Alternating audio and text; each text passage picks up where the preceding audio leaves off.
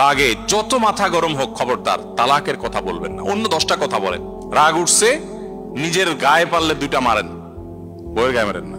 তারপরে মুখ দিয়ে তালাকের কথা বলেন না।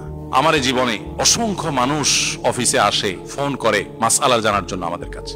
কত মানুষ দেখেছি যে মসজিদে হয়তো জুমার পরে এসে দাঁড়িয়েছেন কিংবা অফিসে এসে দাঁড়িয়েছেন, চোখের পানি ফেলছেন, হুজুর 3টা বাচ্চা আমার, আমি তো পাগল হয়ে যাব, কি করব, চোখের পানি ফেলছেন। এই গতকালকের কথা, এখানে আসার পথে চায়নার গুয়ানজুতি এয়ারপোর্টে এক ভদ্রমহিলার সাথে দেখা। এত সুন্দর সুন্দর ফুটফুটে ছেলে মেয়ে, স্বামীর সাথে বিচ্ছেদ হয়ে গেছে। এদিকে স্বামী ছটফট করে মরছেন, এদিকে স্ত্রী মিস করছেন। ঝগড়াঝাটি জীবনের অংশ, ঝগড়াঝাটি হবেই, এগুলো একসময় আবার মিনিমাইজ হয়ে যাবে। তাহলে তালাকের কথা নয়।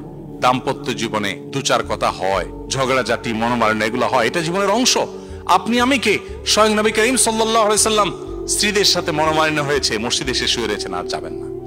আলী রাদিয়াল্লাহু তাআলা আনহু রাসূল সাল্লাল্লাহু আলাইহি ওয়াসাল্লামের মেয়ের জামাই, ফাতিমা রাদিয়াল্লাহু তাআলা আনহার স্বামী, সেই মানুষটা তিনি মসজিদে এসে শুয়ে আছেন। কেন? অভিমান হয়েছে স্ত্রীর প্রতি। নবীজি এসে সেখানে মিটমাট করেছেন। তাদের লাইফে যদি এটা হতে পারে, তাহলে আমাদের লাইফে স্বামী স্ত্রীর মধ্যে ঝগড়াঝাটি হয়, এটা স্বাভাবিক। আজকে যার সাথে ঝগড়া হচ্ছে 2-4-10 বছর ঠিক হয়ে যাবে।